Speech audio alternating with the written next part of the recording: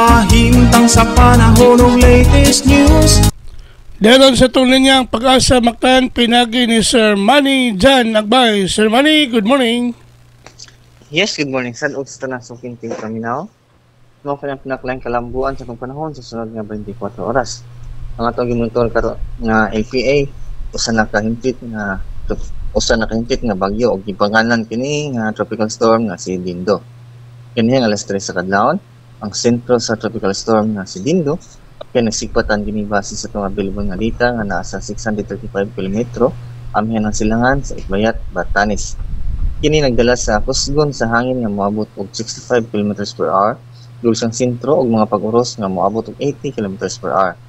Kini nagalihok pa amihan ng kasadpan sa kusgon nga 10 km per hour. Kini si Dindo wala kini siya direkta nga apekto dinhi sa ato ang nasod, pero iyan ni enhance kini southwest monsoon o kini habagat na may magdalag pag-uwan din sa mga extreme northern Luzon. Sa laing bahin, ang southwest monsoon ang may naka-apekto karon sa Batanes ug sa Babuyan Islands.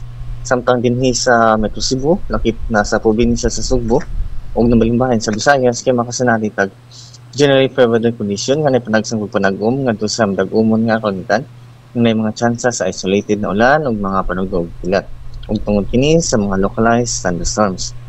Samtang hinay ngadto sa kasarangan nga hangin na nagagikan sa habagatang silangan ngadto sa habagatang kasadpan ang pasalabi sa tibuok nasod. Di nabalod sa kadagatan, nagpabiling malinahon ngadto na sa kasarangan ang pagbalod. Gawas na lang kung may mga thunderstorm sa dagat nga posible makamugna og mga dagkong pagbalod tungod aning pag-uros sa kusog nga hangin. Dinhi sa Sugbo ang atong dagat ni hunas kini ganing alas 3:18 sa kadlawon ug mo taog unya alas 10:15 sa buntag.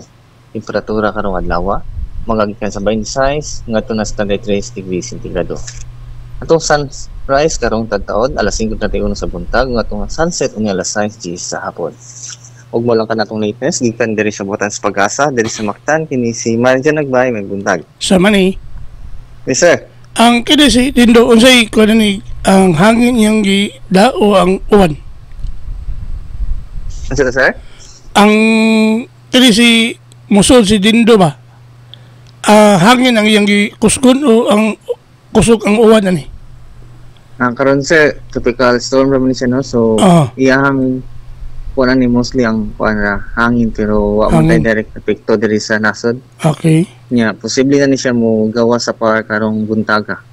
Sus makata pasalamat ang mapalayo ni siya. Yes sir, padung ni siya sa Taiwan. So salamat naman Sir Manny, may butag sa Pag-asa. Sige. Okay, good morning.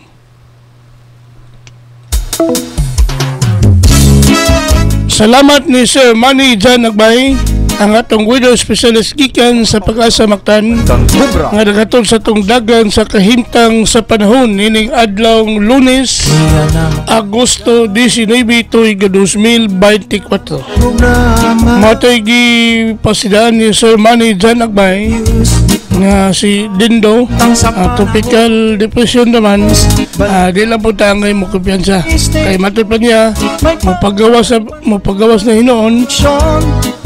Ato lang ni tabagag ampo nga mapalayo ang maong tropical depression. Salamat ni Sir Manny Jan Agbay ug mayong buntag sa Pag-asa Mactan. Adunay lain nga misa mutambong og magamputa kung balitaning atong dakbayan mahipalugayot ang katawhan balita sa trapiko inyong masayran sa Lapu-Lapu City TV News #1.